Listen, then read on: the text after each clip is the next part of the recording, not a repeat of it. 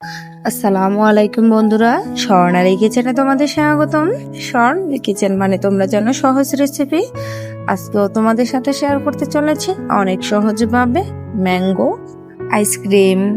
এতে আমি কোনো হুইপ ক্রিম ইউজ করব না, হুইপ ক্রিম ছাড়াই তোমাদেরকে তৈরি করে দেখাবো অনেক সহজভাবে ম্যাঙ্গো আইসক্রিমটা। চলো তাহলে আমি তোমাদেরকে দেখিয়ে দিচ্ছি এটা আমি কিভাবে তৈরি করেছি। এখানে আমি একটা বড় সাইজের পাকা আম এভাবে টুকরো টুকরো করে কেটে নিয়েছি। এখন আমি এটাকে পানি ছাড়া ভালো করে ব্লেন্ড করে নিচ্ছি। আমি এখানে ভালো করে ব্লেন্ড করে নিয়েছি একদম মিহি করে। আমি কিন্তু কোনো প্রকার পানি ইউজ করিনি। এখন এটা দিয়ে আমি এখন আইসক্রিমটা তৈরি করে নেব।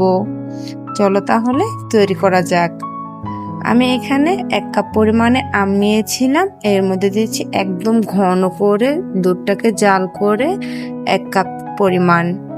এখানে আমি 1 কেজি দুধকে হাফ কেজি পরিমাণে জাল করে একদম ঘন করে নিয়েছি। এখন আমটাকে দুধের সাথে ভালো করে মিশিয়ে নেব যাতে কোনো প্রকার দানা না থাকে। সম্পূর্ণ আমের সাথে দুধটাকে একসাথে ভালো করে মিশিয়ে নিচ্ছি।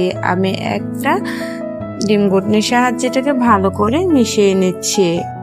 মেশানো হয়ে গেছে, তারপর দিয়ে দেবো এখানে 1/3 কাপ কন্ডেন্স মিল্ক। এখানে সম্পূর্ণ কন্ডেন্স মিল্কটা আমি দিয়ে দিচ্ছি। তারপর আমের সাথে ভালো করে কন্ডেন্স মিল্ককেও আমি মিশিয়ে নিচ্ছি। ভালো করে সবকিছুকে একসাথে মিশিয়ে নিলেই হয়ে যাবে। এই তো সবকিছু মিশিয়ে নিয়েছি। এখন আমি আইসক্রিমটা তৈরি করে নেব। এর জন্য আমি এখানে নিয়ে নিয়েছি এরকম ছোট ছোট দই কাপ। মাটির দই কাপগুলো আমি নিয়েছি।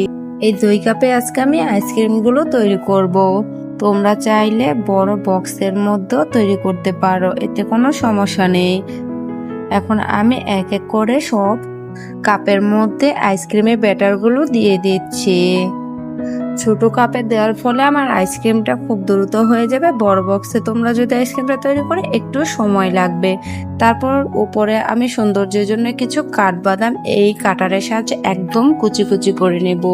তোমাদের হাতের কাছে না থাকলে না দিলেও হবে, এটা জাস্ট সুন্দরের জন্য আমি দিচ্ছি। এতে এরকম একদম কুচি কুচি করে নিয়েছি।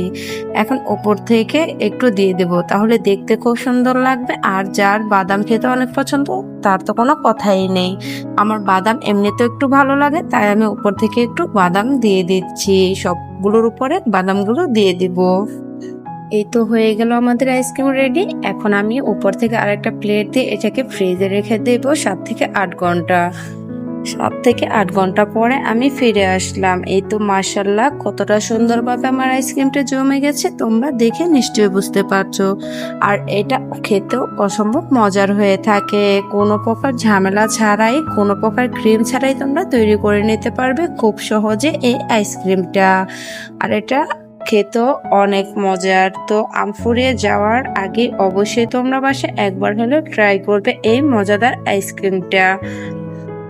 তো সবাই ভালো থাকবেন, আমাদের জন্য দোয়া করবেন। তো আজকে এই পর্যন্তই। আল্লাহ হাফেজ।